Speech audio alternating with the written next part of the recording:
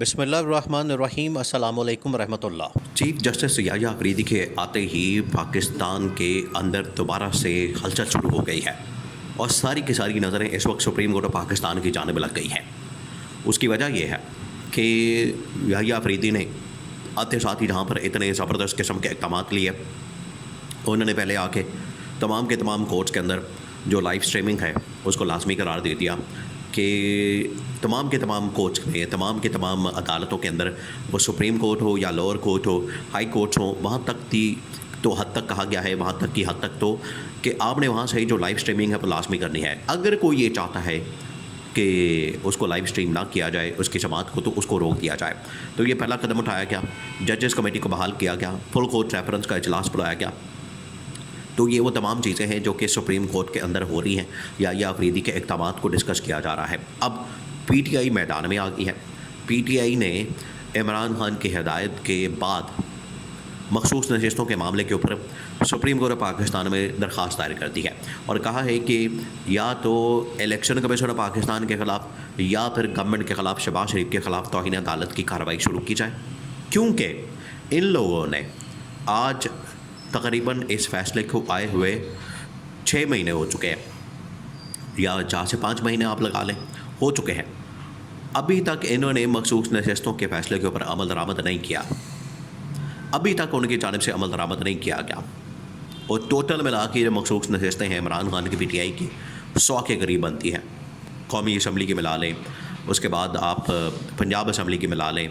اور پھر اس کے بعد کے پی اسمبلی کی ملا لیں، یہ ٹوٹل ملا کے تقریباً 100 کے قریب سیٹیں بنتی ہیں۔ اور یہ بھی آپ بات ذہن میں رکھیں، اب اس میں تقریباً کوئی 30 سے 35 سیٹیں جو ہے قومی اسمبلی کی بنتی ہیں پی ٹی آئی کی۔ اگر وہ پی ٹی آئی کو نشستیں مل جاتی تو یہ کبھی بھی پاسبل نہ ہوتا کہ یہ 26ویں آئینی ترمیم لے کر آتے۔ 26ویں آئینی ترمیم یہ جو لے کر آئے ہیں، یہ ہوا ہی اسی وجہ سے ہے کہ انہوں نے نہ صرف مخصوص نشستوں کے فیصلے کے اوپر عمل درآمد روک کے رکھا، بلکہ انہوں نے کیا کیا، انہوں نے آئینی ترمیم کا راستہ جو ہے وہ کھولنے کے لیے قاضی فائز عیسیٰ، آپ کو پتہ ہے قاضی فائز عیسیٰ تو ہر جگہ موجود تھا اس حکومت کے لیے۔ قاضی فائز عیسیٰ نے تو اس حکومت کے لیے مکمل طور پر سہولت کاری کی تھی۔ اس نے 63A کا فیصلہ جو عمران خان کے دور میں عمران خان کے پٹیشن کے اوپر دیا گیا تھا سابق چیف جسٹس عمر عطا بندیال کی جانب سے، اور اس نے لوٹا گریسی اور ہارس ٹریڈنگ کا راستہ روکا تھا۔ انہوں نے کیا کیا، قاضی فائز عیسیٰ نے حکومت کے ساتھ مل کر یا حکومت کے کہنے پر جو ایکسٹینشن کا ایک راستہ نکلنا تھا آئینی ترمیم کے ذریعے سے، ویسے حد ہے کہ ایکسٹینشن بھی نہ ہوئی، الٹا جو ہے ذلیل و رسوا ہوئے قاضی فائز عیسیٰ، ذلت و رسوائی کا سامنا کرنا پڑا،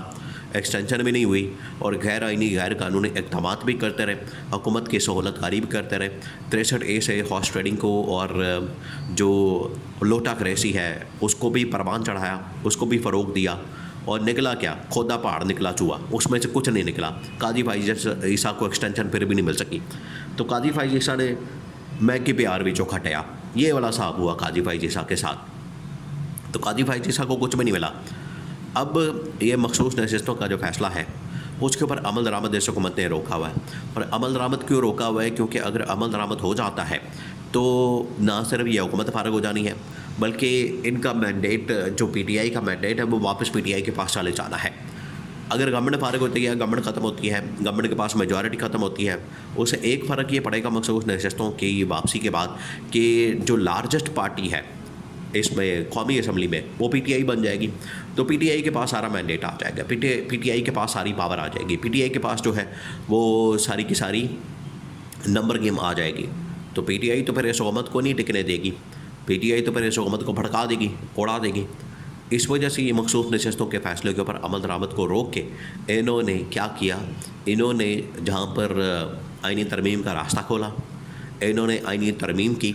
حکومت کے سروائیول کا مسئلہ بن گیا تھا وہ اس سے نکلے، جو کہ ابھی بھی سروائیول کا مسئلہ بنا ہوا ہے، یہ نہیں کہ سروائیول کا مسئلہ اب ختم ہو گیا، سروائیول کا مسئلہ اپنی جگہ پر موجود ہے۔ یہ جتنی دیر تک حکومت رہے گی ان کے سروائیول کا مسئلہ رہے گا۔ تو یہ عمل درآمد نہ کر کے انہوں نے یہ سارے اقدامات کیے، الٹا انہوں نے عمل درآمد نہ کر کے توہین عدالت بھی کی جو ان کے پاس ٹائم تھا۔ اور آپ یہ بھی دیکھیں کہ الیکشن کمیشن آف پاکستان انہوں نے اپنے ساتھ ملایا ہوا ہے، کیونکہ اصل میں تو یہ ذمہ داری تھی الیکشن کمیشن آف پاکستان کی کہ وہ اس فیصلے کے اوپر عمل درآمد کرواتا، اور تو کسی ادارے کی ذمہ داری نہیں، نہ پارلیمنٹ کی ذمہ داری ہے، نہ ایف آئی اے کی ذمہ داری ہے، نہ نیب کی ذمہ داری ہے، نہ کسی اور ادارے کی ذمہ داری ہے. یہ تو الیکشن کمیشن آف پاکستان کو سپریم کورٹ آف پاکستان نے، فل کورٹ نے فیصلہ دیا، 13 رکنی بینچ نے، جس میں 8 ججز نے یہ فیصلہ دیا، 5 اس کی مخالفت میں تھے. تو اس سے پیچھے کیا رہ جاتا ہے؟ آپ پھر بھی اس کے اوپر عمل درآمد نہیں کر رہے. تو الیکشن کمیشن آف پاکستان پہلے رسپانسبل ہے اور بعد میں پھر شہباز شریف رسپانسبل ہے. اب شریف خاندان کا آپ کو پتہ ہے کہ یہ تو قربانی کا بکرا بنا دیتے ہیں کسی کو بھی پکڑ کے، ہر کیس کے اندر دوسرے بندے کو پھنسا دیتے ہیں،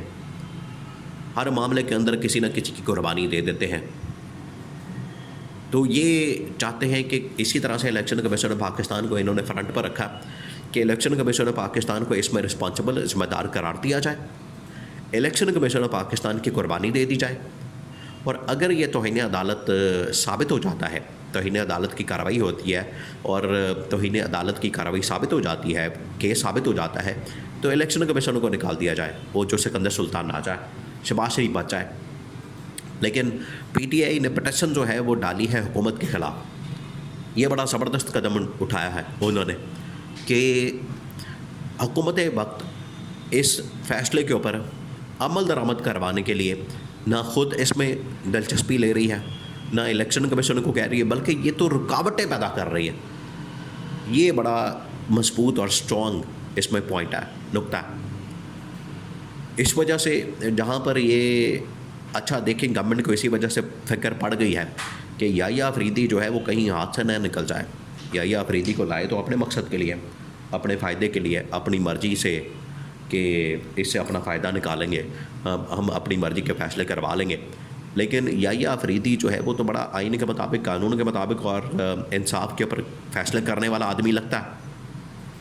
تو اس وجہ سے انہوں نے کہا کہ اگر یہ جو کیسز ہیں، اب یہ ٹیسٹ کیس ہے، یہ امتحان ہے،